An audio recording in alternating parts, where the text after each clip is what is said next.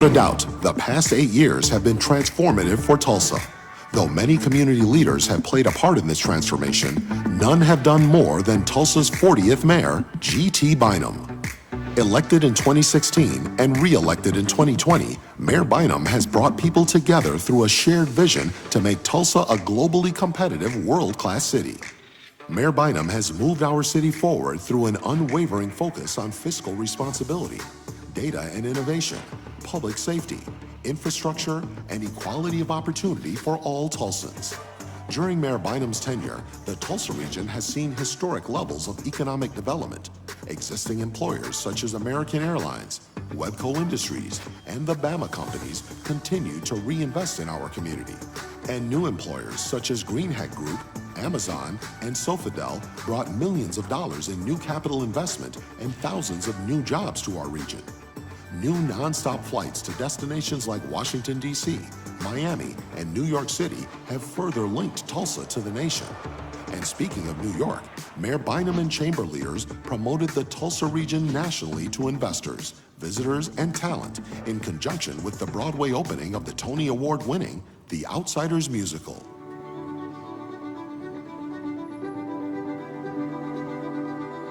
The past 8 years have also seen tremendous growth in sports, tourism, and the arts in Tulsa.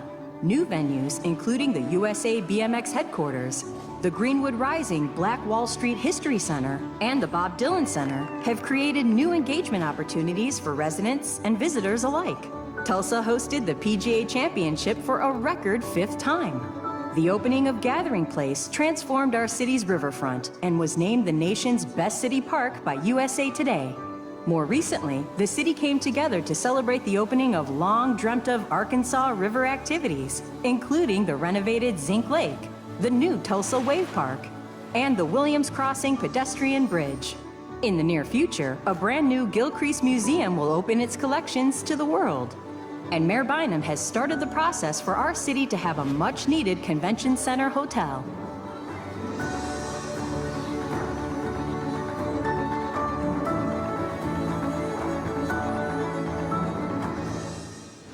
Of course, every city faces challenges, and Tulsa is no exception. As our community has learned over 8 years, Mayor Bynum has served as a steadfast leader in the face of adversity, successfully managing the city's response to significant challenges facing Tulsa's growing community. Our region navigated numerous natural disasters, including a polar vortex, historic flooding, and devastating storms. As if that weren't enough, there was also a municipal cyber attack, a mass shooting, and a global pandemic. But thanks to Mayor Bynum's leadership, our city showed resilience in the face of every adversity.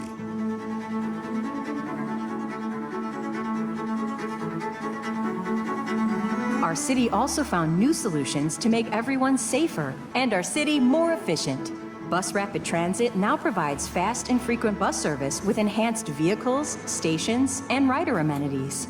Mayor Bynum bolstered safety through the Tulsa Police Department's Real-Time Information Center. This cutting-edge command center combines the power of data-driven insights, modern communication systems, and dedicated professionals who monitor and respond to incidents in real time. Tulsa has long been a city that invests in itself, and the fruits of those investments have been abundant during the past 8 years. Mayor Bynum's administration simultaneously implemented Improve Our Tulsa, the largest streets improvement program in Tulsa history, as well as Vision Tulsa, the largest economic development capital improvements program in Tulsa history. Mayor Bynum also spearheaded Improve Our Tulsa 3, an $814 million capital package that will continue Tulsa's success and fund critical improvements throughout the city.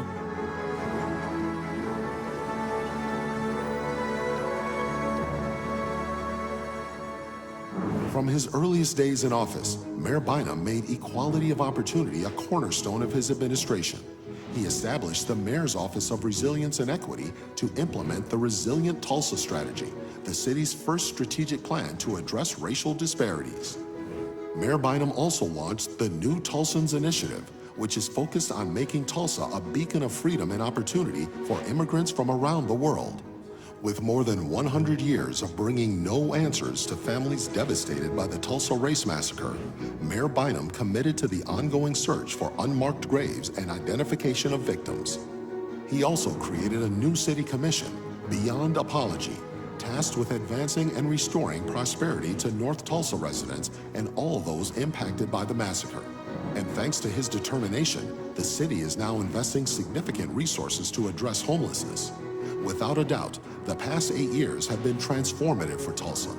The state of our city is bright, thanks to the unwavering dedication of Tulsa Mayor G.T. Bynum.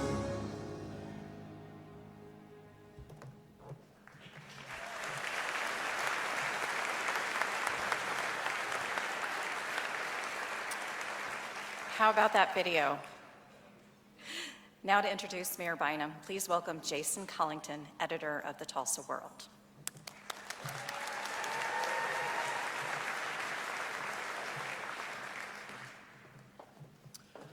This is going to be a little bit different than the intros in the past at this event.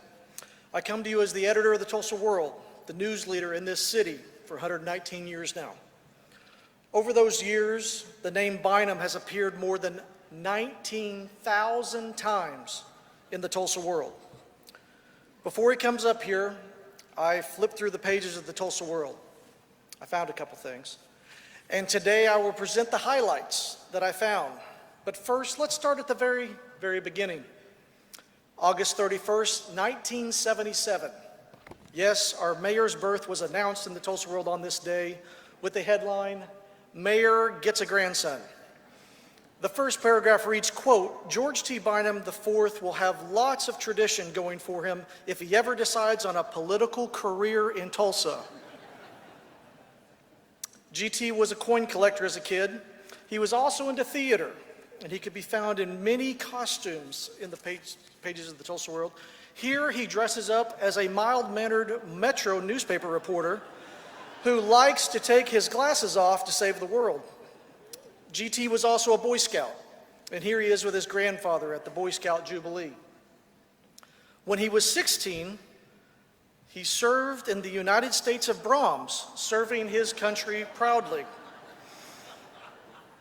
The first suit with his signature green tie was documented for the Tulsa World readers on May 16th, 2007, under the headline, "Williams & Williams hires a new director of corporate communications and public affairs." GT then started appearing in the Tulsa World's People and Places column. You may remember this, written by Danisu Walker, and at the time, edited by me. This is where the people leading nonprofit fundraisers would pose for the camera next to old cars, groovy vans. I do believe that GT was the first to do a finger gun in a Danisu photo in what looks like a staged robbery. Not quite sure. Also in 2008, he ran for city council. Here he gets a handshake from someone everyone knows who was very proud of him that day. Now, when you win a job on the city council in Tulsa, that's when the paparazzi starts showing up. I mean, if you're carrying around Curious George out in public like he's your own kid, that's newsworthy. GT as a city councilor did whatever needed to be done, like tap a keg. Everyone who has had a meeting with GT knows there are several looks that might come across his face. I have seen many of these faces over the years when he has met with the Tulsa World editorial board.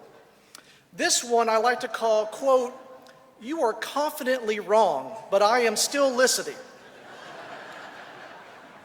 But serious, in the Tulsa World archive, there are dozens of photos with captions that read, "GT Bynum listens, and listens, and listens." Now we jump to 2016, when GT runs for the mayor's office. It was an interesting race with a live debate that brought an uninvited guest. Look at GT taking it all in. When he won, we started to notice a huge percent increase in selfies. Oh, the selfies. If the mayor wants a book deal, he's got a beefy collection of selfies to choose from. Now, as mayor, as he found out, you must do a lot of things that aren't in the job description. getting on the floor to celebrate basketball wins. There's the reading to kids and putting on cowboy hats. You also have to start fighting fires. And sometimes you forget to take off the uniform before you get in the convertibles so you can start doing the waving during the parades. There's also the picking up of big checks. You can only cash those at big banks, I hear. There was also the tattoos. Heck, you have to start printing the Tulsa World. I mean, who's going to make sure the registration on photos is just perfect?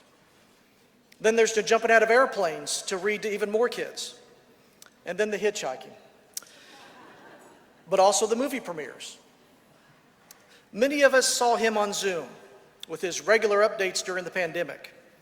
We also found in the pages of the Tulsa World a lot of sides and sizes of the mayor. We saw Big Bynum. That's literally a planet next to him. And little bitty Bynum. There was Golden Driller Bynum and Animated Bynum, 918 Day Bynum, always thirsty, and Not Afraid to Get Down on Your Level Bynum. Of course, there's Waving Bynum. And the says things we all needed to hear at that moment Bynum. And finally, I end this with the blurry in the background Bynum handing off to the new leader of our city. Mayor Bynum's story and many others are told each day in the Tulsa World. I want to thank all the subscribers that are here at this event. Thank you, Mayor, for responding even when you knew that maybe that phone call from us was going to hurt a little bit. Ladies and gentlemen, your mayor, Mayor G.T. Bynum.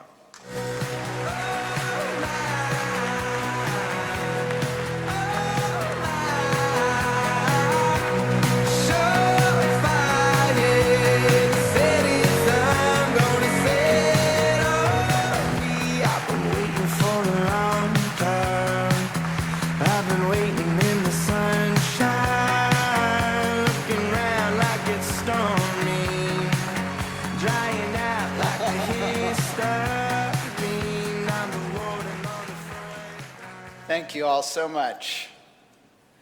Yeah, I loved that photo of Mayor Nichols and I felt like, if you've seen Back to the Future, like Marty McFly watching his hand disappear as I disappear into history and Mayor Nichols pops forward. One, I want to say again, how awesome was Jolene Brown?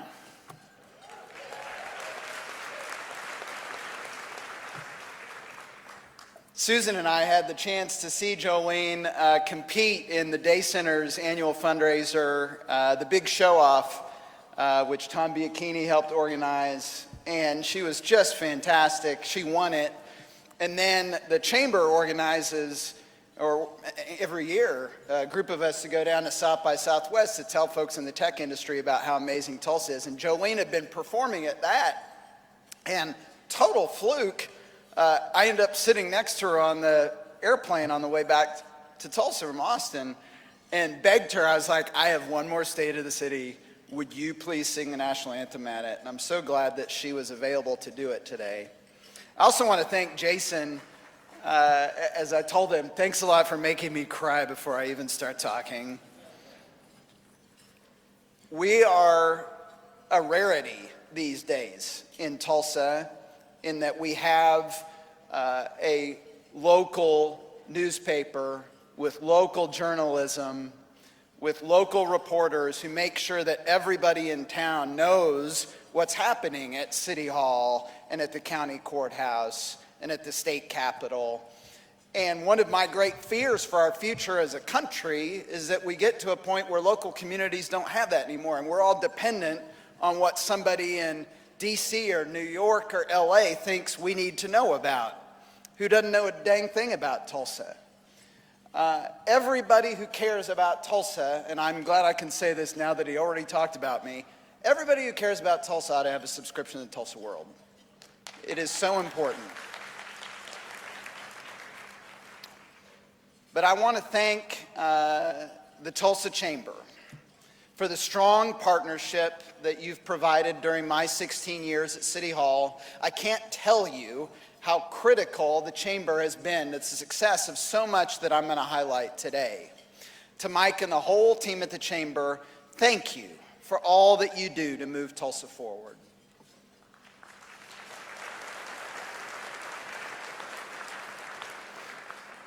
Everything in my life begins with my family. I'm thankful for the love and support that I've received from them throughout my time in this job. I'm grateful for the members of our family who could be here today. And in particular, I want to single out the light in my life. You will never know how much this city has benefited from her guidance over the last 8 years. She is the smartest person I know, the best strategic thinker I've ever met, my partner in everything that I do, and the vice president of the University of Oklahoma at Tulsa, Susan Bynum.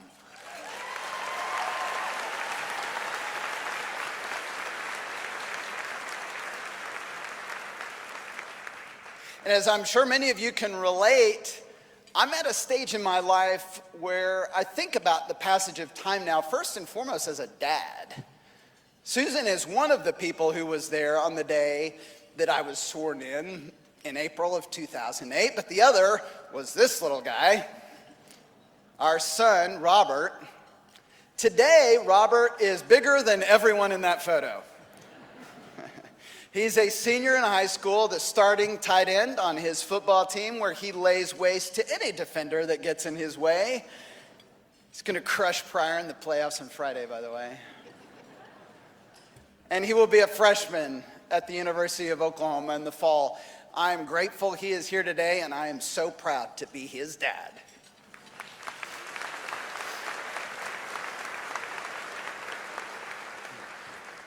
Our daughter Annabelle has a particularly close attachment to city government. The week before she was born, and this is something Susan will never let me live down, Susan and I met with our doctor, and she said that Susan could be induced that Wednesday, the next day, or the following Monday. And I pointed out during this conversation, as a city councilor, I actually had a perfect attendance record at city council meetings. And back then the council met on Wednesdays, so it would really be better for my attendance record if Susan could just wait 6 days and be induced the following Monday. So Annabelle Bynum's birth was scheduled to accommodate the Tulsa City Council meeting schedule. Annabelle is now a freshman in high school, and she's both a state all-star lacrosse player and an award-winning author. And I'm very proud of her and grateful she's here today.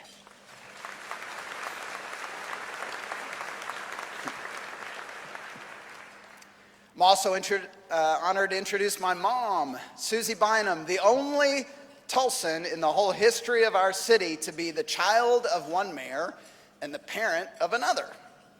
Mom and I actually attended our first Tulsa Mayor's farewell speech back in April of 1978 when my granddad spoke to the city commission as he was leaving office. I don't really remember it because I was 8 months old at the time.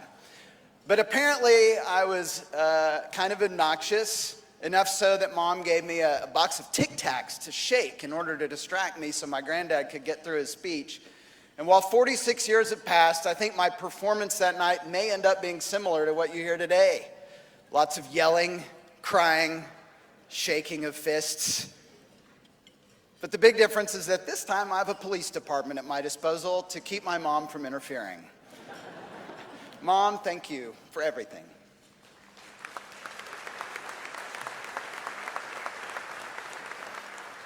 I know my colleagues from the Tulsa City Council are here, and our outgoing city auditor, Kathy Carter, as are members of the best team of public servants in any city in America, our City of Tulsa employees. One of the things I have loved most about this job is coming to work every day with our team at the City of Tulsa. They are selfless, courageous, and devoted to our community. I've drawn so much inspiration from working side by side with them, and I will miss that daily interaction with them greatly. I want to thank each of them for all that they do to make Tulsa a better city.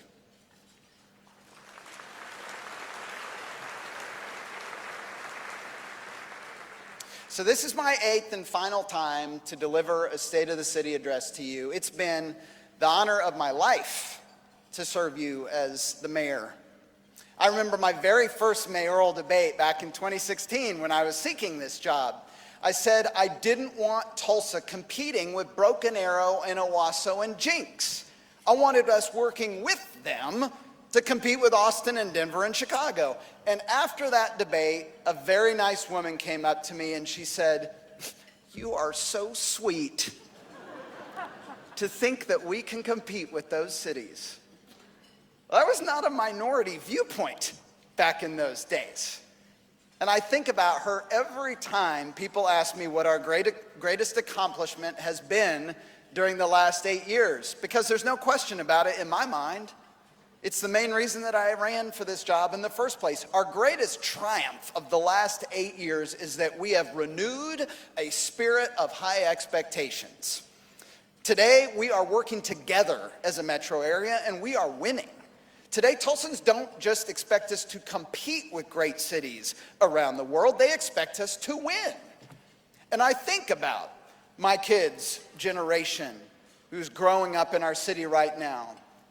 And they are growing up thinking, of course we have the greatest city park in America in Tulsa. Of course we have a lake in the middle of the river. Of course we're home to an Olympic sport. Of course we own the greatest collection of American art and history outside of DC. Think about what their generation is going to achieve with that bar raised in their minds. That's why I'm so optimistic about our future as a city. 8 years ago, the Tulsa City Council and I agreed on our goal. Tulsa should be a globally competitive, world-class city. And we define that through 3 main areas: public safety, equality of opportunity, and the built environment. When it comes to public safety, we've made great strides. In both the police and fire departments, we've been through the largest surge in hiring in Tulsa history. A third of sworn firefighters working today in the Tulsa Fire Department, and almost half of all sworn Tulsa police officers working today have been hired during this mayoral administration.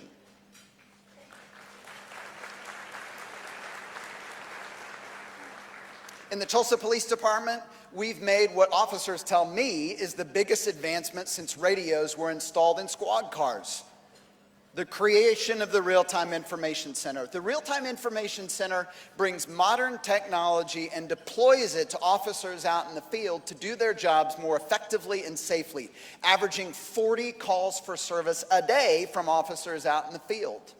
Since we established it in August of last year, it has been used to solve multiple homicides, locate missing elderly Tulsans suffering from Alzheimer's, and recover over $3 million in stolen property.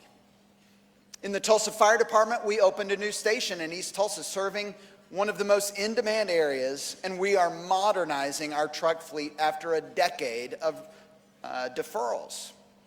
These capital improvements, coupled with our surge in staffing, have added up to the Tulsa Fire Department being rated an ISO 1 fire service. That is the highest rating that a fire department can receive.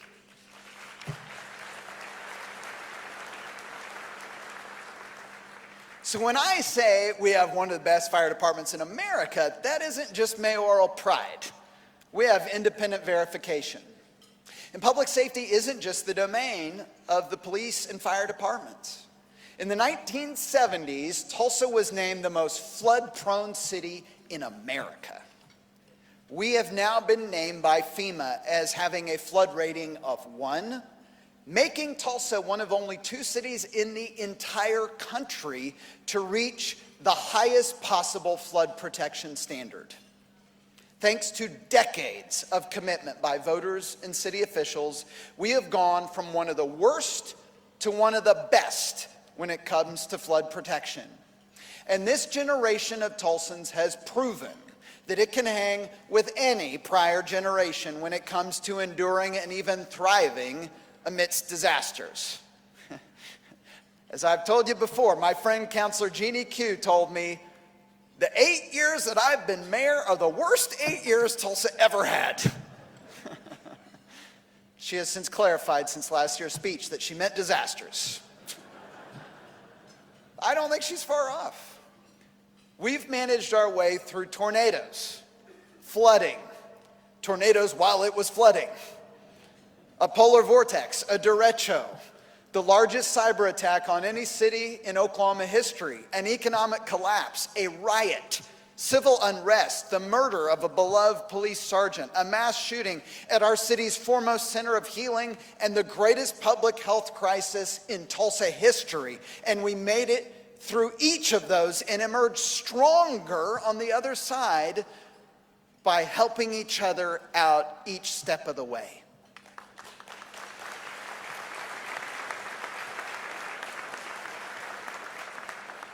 So today in 2024, we are a safer city than we were 8 years ago. Our drive to create equality of opportunity has been both challenging and historic. We want Tulsa to be a city where every kid has an equal opportunity for a great life. And if we want to achieve this, we have to recognize that there are many in Tulsa who historically have not had the same opportunities. Over the last 8 years, we've worked hard to change that. We established the Resilient Tulsa Strategy, Tulsa's first ever strategic plan to reduce racial disparities in our city. We created the Mayor's Office of Resilience and Equity, a team of people who come to work every day focused on executing that strategy. And we established the Tulsa Equality Indicators, an annual independent audit of inequality in our city, because you can't truly improve something if you're not measuring it.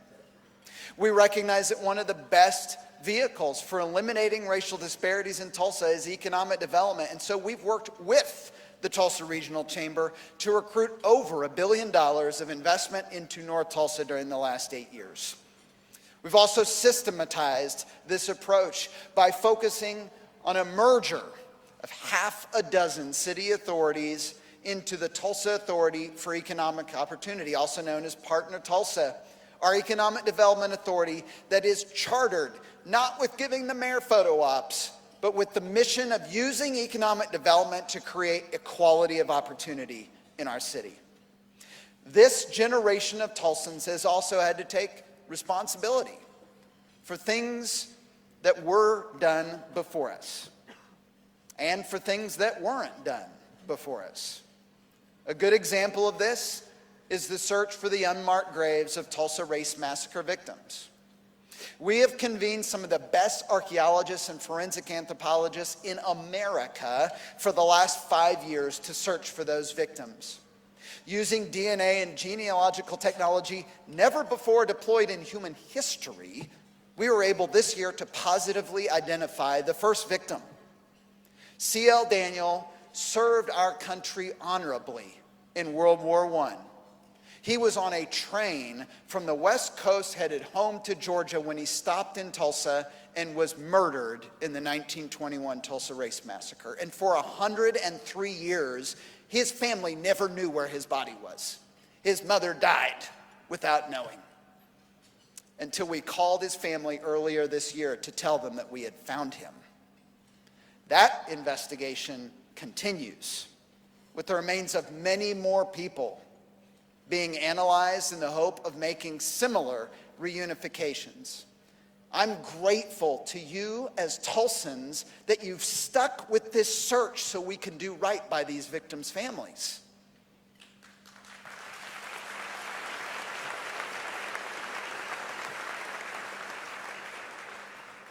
And speaking of doing right by the families of 1921 Tulsa Race Massacre victims, we launched this year the Beyond Apology Commission with the goal of developing proposals for reparations benefiting victims' families. For too long, we have allowed this issue to be monopolized by trial lawyers when it should be a community discussion among neighbors. What I've learned is that the term reparations means different things to different people. It often never gets past debate over one form of reparations, levying a tax to make cash payments to descendants. But that is only one option, as a report issued earlier this year showed us. The reality is that economic development opportunities, educational scholarships, affordable housing opportunities, and many more other options are also considered reparations.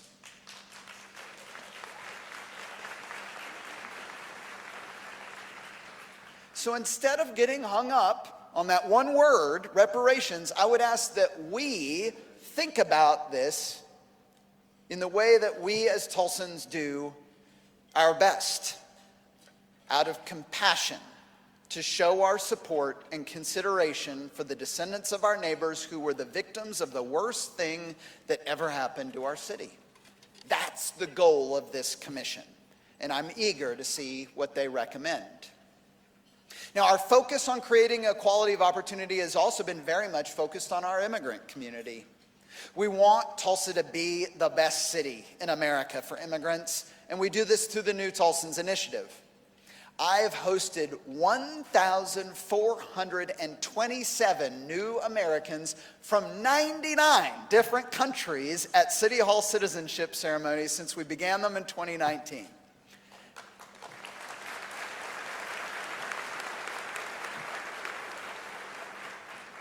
And every single time, I'm inspired that Tulsa and Oklahoma and America remain beacons of freedom and opportunity for people from all around the world.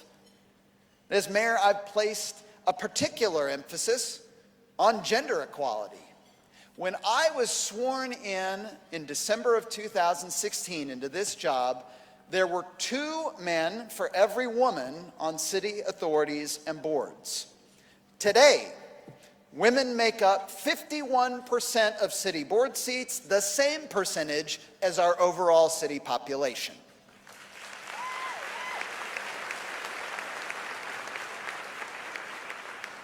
We instituted an annual pay audit of city employees to make sure members of our team at the city are receiving equal pay for equal work. And with the support of the City Council, we allocated hundreds of thousands of dollars in the first year to correct inequalities that existed that we weren't even aware of. With the Tulsa Women's Commission, we instituted the Mayor's Pay Equity Pledge for local employers to show that they also support equal pay for equal work. And today we have 47 employers signed on to that pledge, and I want to thank every single one of you.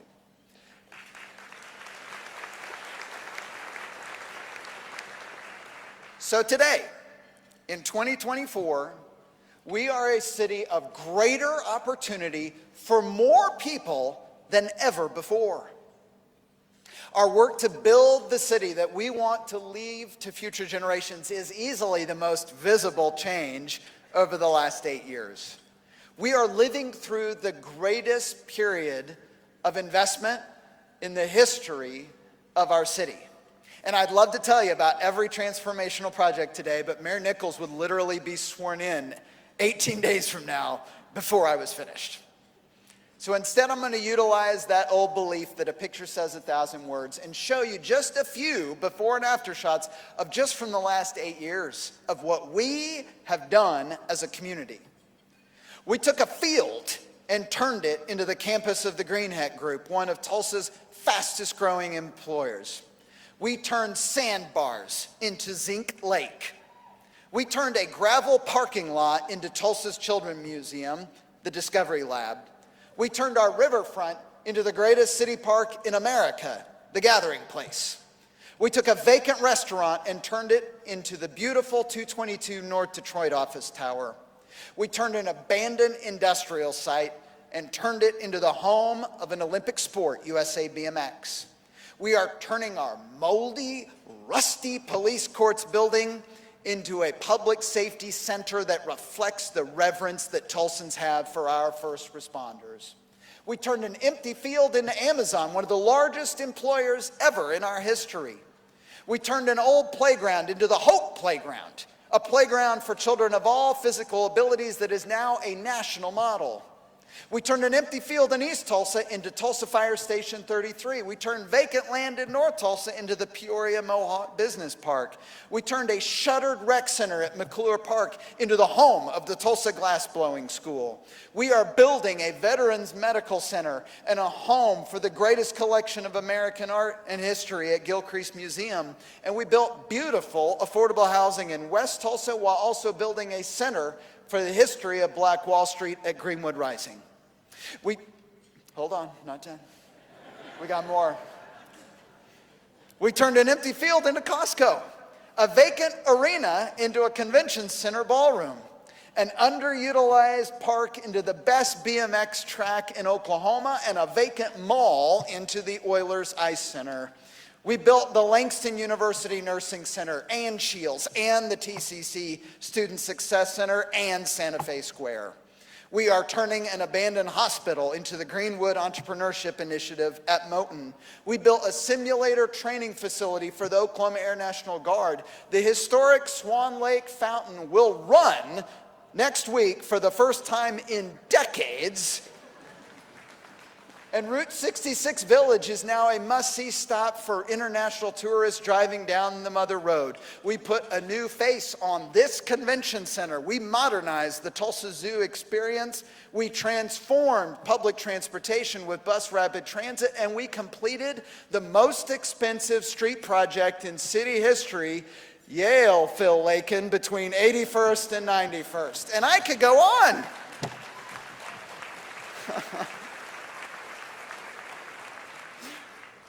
The scale of physical transformation that we have achieved in the last 8 years is historic. And so today, in 2024, we have built and will continue to build a city that we will be proud to leave to future generations of Tulsans. But just in the interest of full disclosure, not everything has improved during my time at City Hall. So I'm going to include one more. We turned that beautiful, dense head of hair into this horrifying land rush of baldness. I love, by the way, the look on the face of the dude in the background. He's like, the mayor should not be leaning forward with that hairline at this photo op. It reminds me of a story about George Washington I once heard when he was delivering a speech to this angry mob in 1783. And he tried to start reading a speech to them, and they were all worked up, but he couldn't read it. And so he takes his spectacles out and he says, "You'll have to pardon me, but I have grown blind in service to my country." And everyone starts weeping with gratitude, and the mob is dispelled. I hope when you see my bald spot for the rest of my life, you too weep with gratitude. Leaving the topic of my personal vanity. I'm also proud of the way that we've managed the city government, something that occupies most of a mayor's time, but which you rarely see. We have paved more miles of road than any mayoral administration in Tulsa history. We have made the Tulsa city government an international model for the use of data in decision-making and performance improvement. Every budget we've passed with the city council has been balanced. Every budget we passed with the city council was unanimously adopted because we worked closely together to create it. Having inherited a multi-million-dollar deficit, we leave Mayor Nichols with a budget surplus. Having inherited total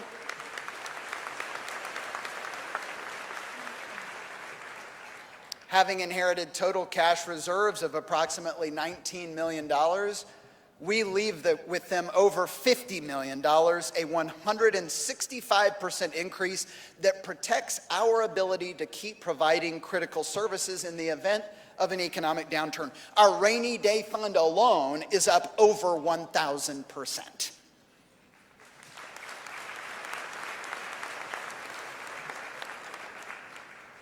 I've been asked by friends if I have regrets as I leave office. Of course.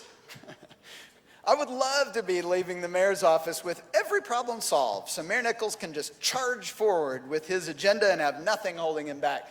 But in the last few weeks, I realized I'm grinding my teeth through the day out of frustration because I see all these things that need to be addressed, but I don't have the time to fix them. The reality is that no mayor leaves office with every problem solved. We have only scratched the surface on addressing homelessness in our city. In some important respects, we remain in a legal limbo when it comes to our relationship with our tribal partners following the McGirt Supreme Court decision. And we must find ways to recruit more Tulsa police officers.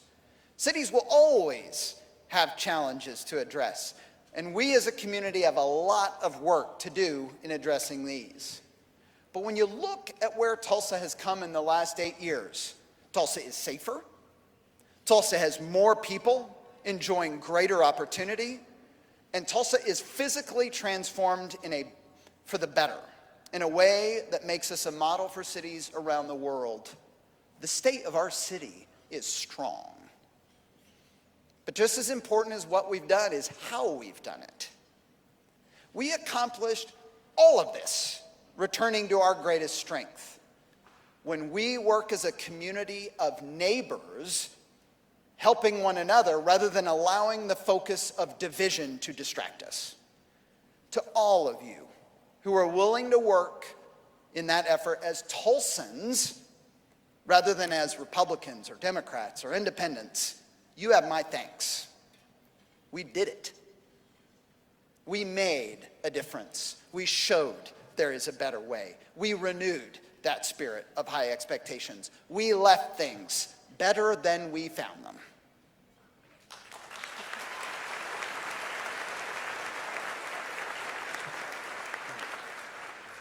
For myself, I'm very excited about the opportunity to start the next phase of my public service career, working in service to a different team of heroes who save lives every day in our city, the St. Francis Health System.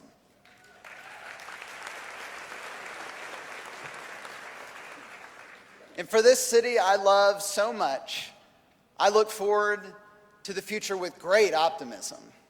I'm excited for Mayor Nichols to take office on December 2nd.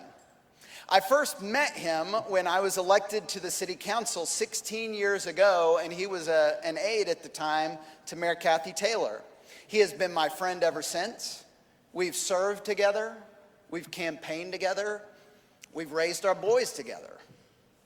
But during the course of the campaign, I had some of our mutual friends reach out and ask me, how was I taking his assertion that things are going to be so much better after I'm out of office and he gets in? My response to them was the same as what I'll tell you today. I love it. I want a mayor who will challenge us to be better and aim higher. I want a mayor who expects us to be the best, who isn't satisfied with today. Cities only grow or decline. There is no status quo. And I'm grateful that Mayor Nichols shares that spirit of high expectations and continuous improvement, which allowed us to make so much progress over the last 8 years. Tulsa's best days are yet to come. For all of you here today, I do have one request as I leave. Don't let up. Keep aiming high. Keep expecting Tulsa to be one of the best cities in the world. Keep pushing Tulsa ahead of partisanship. Keep that spirit of expectations alive. The bickering and infighting which have plagued our city in the past, they will take a front seat when we aren't striving hard enough together toward big goals. Regardless of who you voted for last week, support our new mayor as he charts a bold course for our future. For the last 8 years, we have pursued big goals and we've met them, and I would never pretend to have done this alone. I am so grateful to have assembled a team in the mayor's office that came from all over the political spectrum. Yet what united them was greater than what divided them. They are all razor smart, they all have a fierce work ethic, and they all love Tulsa.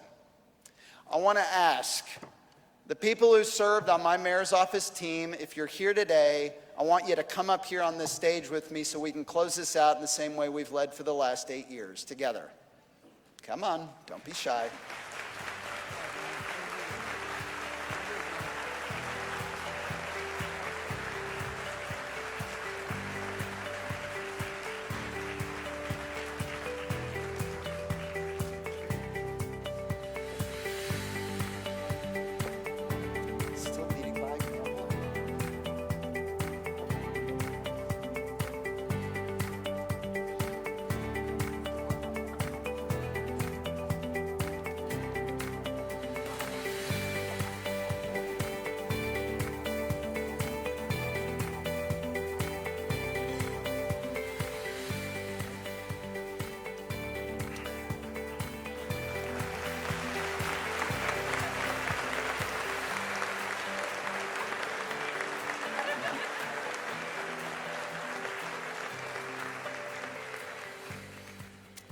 In closing, a friend recently asked me if there's a photograph that captures what it's like to be mayor, and I immediately thought of this one. I've kept this picture in a frame on my desk for all 2,920 days that I have served as mayor. It's from our victory party on election night in 2016, and it captures what has driven me during my time as mayor. I've never thought of being mayor as a political job, maybe to my own detriment. To me, it is a chance to serve, motivated by love and gratitude. First, love and gratitude for those who came before us and strove to make Tulsa the best it could be for us. No one typifies that more to me than my granddad, Bob LaFortune. We owe those who came before us so much. And the best way that we in this generation can honor that is by carrying their spirit of high expectations forward. And second, it's love and gratitude for those who believe in what Tulsa can be, who are building their lives and pursuing their dreams right here and right now in our city. And there's no one with whom I have spent more time pursuing big dreams than Susan. So for those of you who believe, who don't listen to the little voices of doubt that question every big idea, you are building the city that we will leave to future generations. And I have given all that I have to help you live up to those hopes. This is what's motivated me for 8 years. Those 8 years that you gave me to serve you as the mayor, and the 8 years before that on the Tulsa City Council. And I couldn't help but think about that when we were at the premiere of The Outsiders on Broadway earlier this year. Based on a novel written by our fellow Tulsan, a novel written about Tulsa. It went on to win the Tony Award for Best Musical this year. And in it, my favorite song is Stay Gold. And as the lyrics go, 16 years, look at all we've done. Wouldn't trade it for the world. Can't you see that we're the lucky ones? I've known a love that many never know, and our love lives on, no matter where I go. My friend, stay gold. And those will be my closing words to you today. My friends, stay gold. Thank you.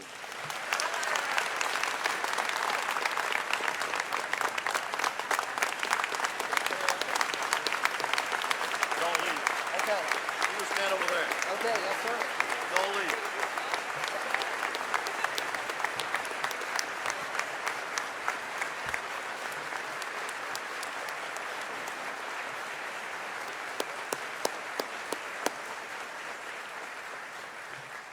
Mayor, you have truly stayed gold, my friend. And on behalf of the entire Tulsa Regional Chamber, the entire Northeast Oklahoma community, not simply Tulsans, but the entire Northeast Oklahoma community, and certainly our chamber, we want to say thank you. You've given your heart, you've given your soul, you've been a phenomenal, dynamic, inspirational leader. You've been a phenomenal partner to us. We've had a chance over the past 8 years and really the past 16 years to do some amazing things together. And from the bottom of my heart and from the bottom of the heart of all of these 1,300 people in this room today, we want to present a little small token of our appreciation, a Tulsa Leadership Award, and I can think of no one that deserves it more than you, my friend. Good luck to you, and stay gold.